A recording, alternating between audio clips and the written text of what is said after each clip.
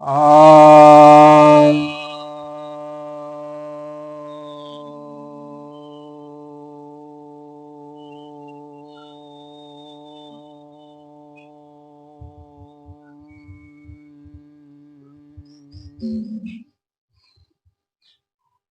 सभी भक्तजनों को सप्रेम नमन। तो आज आपकी जिज्ञासा का समाधान लेकर आया हूं। जिज्ञासा यह आई है कि श्री अनिरुद्धाचार्य जी कहते हैं कि वर्ण व्यवस्था जन्म से है। उदाहरण देते हैं कि आम जन्म से है, कर्म से नहीं। आप क्या कहते हैं?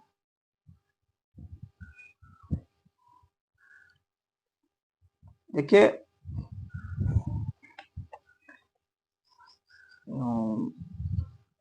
आप अपने नाम से भी प्रश्न पूछ सकते हैं।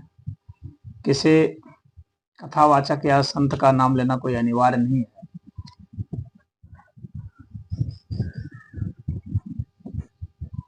अब जहां तक बात है कि आम जन्म से है, कर्म से नहीं, उदाहरण की बात दे करके उन्होंने आपको ऐसा समझाया है कि वर्ण व्यवस्था जन्म से है। तो पहले तो हम समझते हैं कि हम यह जो है सनातन धर्म में वेद प्रमाण माना जाता है,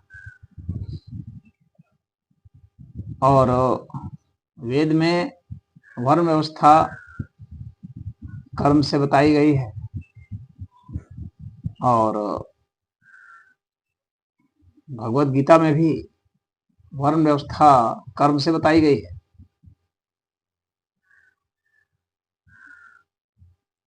तो ब्राह्मण क्षत्रिय विषाम शूद्राणाम च परंतप कर्माणि प्रविभक्तानि स्वभाव प्रभवेर गुण है। ये तो गीता में भगवान कृष्ण कह रहे हैं। तो हम लोग के लिए भगवान कृष्ण प्रमाण है, गीता प्रमाण है। वेद में भी यह कर्म से बताया गया है। अब जो बात है कि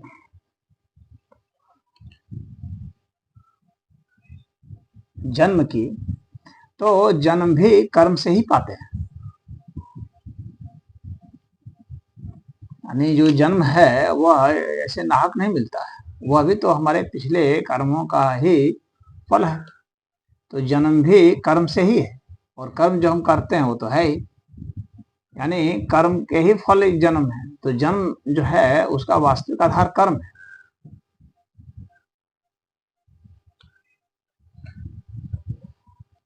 अब जब हम देखते हैं नासदीय सूक्त देखते हैं, तो वेद में नासदीय सूक्त जो है वह बताया गया है। उसमें नासदीय सूक्त में कि किस तरह से यह सृष्टि उत्पन्न हुई, जन्म कहां से हुआ। तो जन्म जो है पहले परमात्मा ने कामना की, और कामना करने के बाद ही, यानी कामना मतलब कि वहां पर कर्म हुआ, तो कर्म से ही फिर उत्पन्न हुए। तो सृष्टि की रचना तो कामना से हुई, कर्म से हुआ। कोई भी रचना, कोई भी जन्म जो है कर्म से ही होता है। कर्म जो है उसकी प्रेरणा ज्ञान से हुई है, परमेश्वर के ज्ञान से हुई है।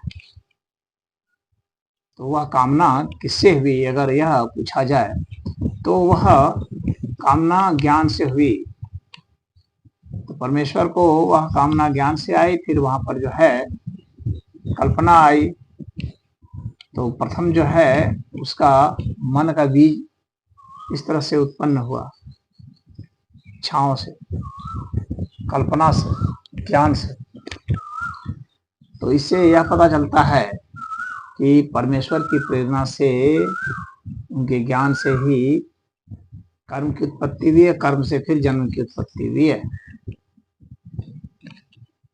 अर्थात वर्ण व्यवस्था का आधार जो है वह, जैसे कि वेद बताते हैं, जैसे गीता बताते हैं, जैसे कि अन्य ग्रंथ मनुस्मृति वगैरह भी बताते हैं कि वर्ण व्यवस्था की उत्पत्ति कर्म से है। कर्म के आधार पर ही वर्ण व्यवस्था बनी है।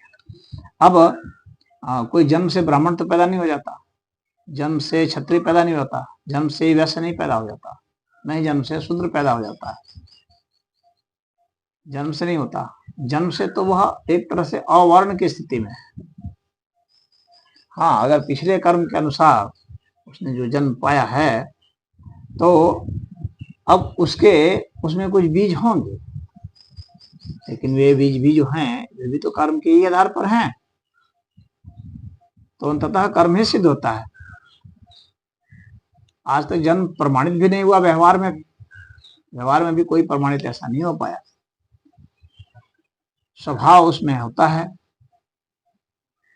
तो जो स्वभाव होता है वो पिछले कर्मों के अनुसार से ही स्वभाव भी होता है। अब जो आम का उदाहरण उन्होंने दिया है उस पर थोड़ी बात कर लेते हैं।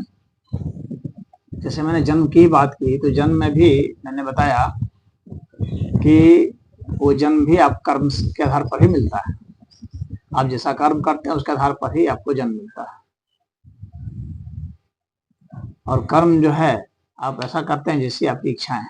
कर्म करने के लिए व्यक्ति जो है कुछ अर्थ में पूरा स्वतंत्र तो नहीं है। जैसे कुछ लोग कहते हैं कर्म करने के लिए आप स्वतंत्र है, नहीं, पूरा स्वतंत्र तो नहीं कहा जा सकता है। कर्म की इच्छा करने के लिए तो आप स्वतंत्र हैं, वो भी पूरा नहीं, लेकिन बहुत अर्थ में। लेकिन जब उस इच्छा को जब आप कर्म में बदलते हैं तो बहुतों की भूमिका फिर आ जाती है। हालांकि इच्छा में भी बहुतों की भूमिका होती है, आपको पता नहीं चलता, उसका कैलकुलेशन थोड़ा कठिन है। लेकिन जब आप कर्म पर उतारू हो जाते हैं, आप अपने कर्मेंद्रियों से किसी कर्म करते हैं, तो बहुत सारे लोगों की भूमिका उसमें आ जाती है। तो अब देखते हैं उदाहरण पर कि जो आम है, यह आम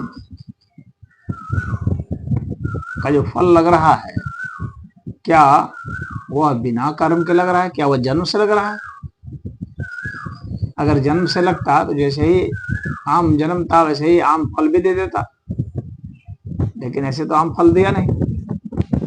उसके पत्ते उत्ते जो भी आए, उसके पीछे के जो बीज हैं उसमें जो स्वरूप है उसके हिसाब से आया। तो जो जन्म है वो कर्म का ही एक्सटेंशन है। अब जो आम का क्या कर्म है? आम जमीन से वो खींच रहा है, पानी खींच रहा है, जमीन से वो खनिज पदार्थ खींच रहा है, पत्तियों से वो कार्बन डाइऑक्साइड खींच रहा है, पत्तियों से जो है वह सूरज की रोशनी से या किसी अन्य भी रोशनी से भी वह जो है कार्बोहाइड्रेट बना रहा है। तो इस तरह से वह अपने को बढ़ा रहा है, शुगर बना रहा है, बढ़ा रहा है, तब जाकर के, यानी उसका यही तो कर्म है। तो वह अपने को कर्म को करने के बाद ही जो है उस तरह का फल दे पाया। हर आम के फल एक जैसे नहीं होते, और एक ही पेड़ में सारे आम एक जैसे भी नहीं होते। तो विभिन्न डालियों ने विभिन्न कर्म किए। कोई डाली हो सकता है धूप में ज्यादा हो, कोई डाली हो सकती है छाया में ज्यादा हो, यह हो सकता है। किसी डाली की ओर जो है पानी का प्रवाह ज्यादा हो, किसी डाली की ओर पानी का प्रवाह कम हो, खनिजों का प्रवाह कम हो। तो ये सब बहुत सारे इफेक्ट आते हैं, उसके बाद जो है कोई आम फलता है। तो एक ही पेड़ के सारे आम एक जैसे मीठे नहीं होते, अलग अलग होते हैं। और एक ही पेड़ के सारे आम जो है एक बराबर ना साइज के बड़े होते हैं। आप देखेंगे कोई आम ज्यादा बड़ा है, कोई छोटा है, कोई उससे भी छोटा है। तो वहां पर तो कर्म की भूमिका थी ना। जन्म से होता तो सारे आम एक जैसे ही हो जाते, एक ही जैसे बड़े हो जाते, सेम मिठास होती। जितने आम एक तरफ थे उतने ही आम दूसरी तरफ भी होते, लेकिन ऐसा नहीं होता है। तो सूक्ष्म दृष्टि से देखेंगे तो हम पाएंगे कि आम के पेड़ ने कर्म किया है और इसके आधार पर जो है वहां पर अलग अलग हुए हैं। बिना कर्म के आधार पर नहीं होता। हम सारे मनुष्य भी जो इसी तरह से जन्मते हैं, ब्राह्मण कह करके तो कोई नहीं जन्मता,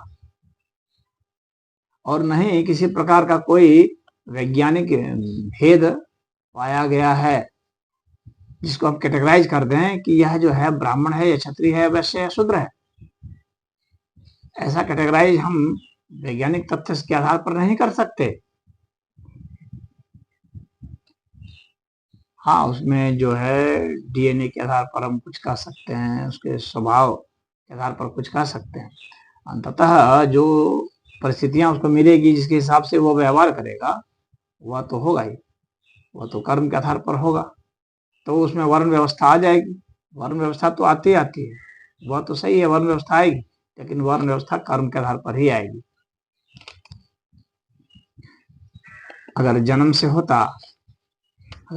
होता तो एलुस जो है वह तो ब्राह्मण नहीं हो पाते। जन्म से ही अगर होता तब तो फिर जो है नारद नहीं हो पाते ब्राह्मण। तो जो नारद हैं, चाहे एलुस हैं, चाहे मतंग ऋषि हैं, तो वे कैसे हुए भाई? जन्म के आधार पर तो नहीं हुए, उन्होंने पराक्रम किया तभी हुए। विश्वामित्र भी पराक्रम किए तभी हुए। तो सत्यकाम ने पराक्रम किया तभी हुआ। जन्म से तो नहीं हो जाता कोई। तो यह कहना कि जन्म के आधार पर वर्ण व्यवस्था है, यह मैं समझता हूँ यह न शास्त्र सम्मत है न तर्क सम्मत है। कर्म से ही निर्धारित होगा। हरिओम।